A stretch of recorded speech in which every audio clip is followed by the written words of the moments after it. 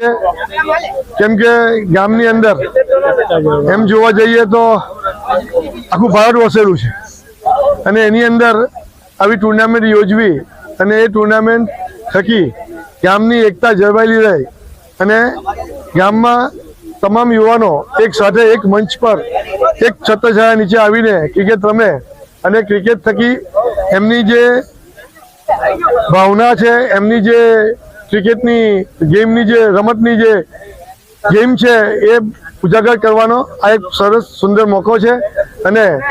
sportsmanship જાળવવા માટે પણ ક્રિકેટ એ સારામાં સારી ગેમ કહેવાય એવી રીતે પણ ખેલ દિલીની ભાવના તમામ ખેલાડીઓમાં, તમામ યુવાનોમાં આવે